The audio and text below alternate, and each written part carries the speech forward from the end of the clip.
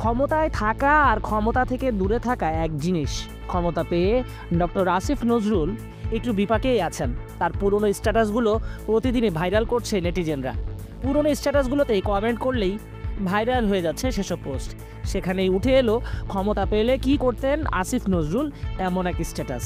অন্তর্বর্তী সরকারের আইন, বিচার ও সংসদ ও প্রবাসী কল্যাণ ও বৈদেশিক কর্মসংস্থান মন্ত্রণালয়ের উপদেষ্টা অধ্যাপক ডক্টর আসিফ নজরুলের পুরনো একটি স্ট্যাটাস সামাজিক যোগাযোগ মাধ্যমে বেশ আলোচিত হচ্ছে। 2020 সালের 12 জুন ফেসবুকে করা ওই স্ট্যাটাসে আসিফ নজরুল বলেছিলেন, ক্ষমতা থাকলে রাষ্ট্রপতি, প্রধানমন্ত্রী ও মন্ত্রীরা যাতে দেশের বাইরে চিকিৎসা নিতে না পারেন সেই আইন করতাম।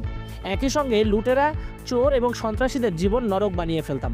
2020 সালের 12 জুন ফেসবুকে আসিফ নজরুল তার পোস্টে লিখেছিলেন, যদি ক্ষমতা থাকতো আমার হাতে আইন করতাম। বর্তমান বা সাবেক প্রেসিডেন্ট, প্রধানমন্ত্রী ও মন্ত্রীরা চিকিৎসা নিতে বিদেশে যেতে পারবেন না। ক্ষমতা, চাকরি বা ব্যবসা কোনোভাবেই তাদের সন্তানেরা সরকারের সঙ্গে সংশ্লিষ্ট হতে পারবেন না। সপ্তাহে অন্তত একদিন তাদের গণপরিবহনে চড়তে হবে। রাস্তায় চলাকালে তারা অন্য একটি যানবাহনও থামিয়ে রাখতে পারবেন না।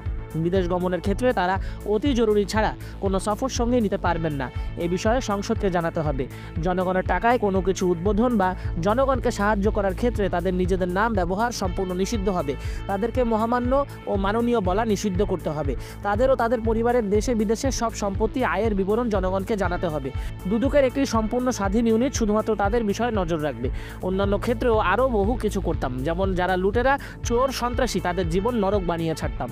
আসিফ নজরুল সেগুলো কি বাস্তবায়ন করতে পেরেছেন কিনা সেই বিষয়ে কৈফিয়ত চাচ্ছেন এখন সাধারণ জনতা। অনেকেই বলছেন, ক্ষমতায় এসে সব কিছুই ভুলে যান ক্ষমতাবানরা। চেয়ারে বসলে মুখের কথার দাম থাকে না।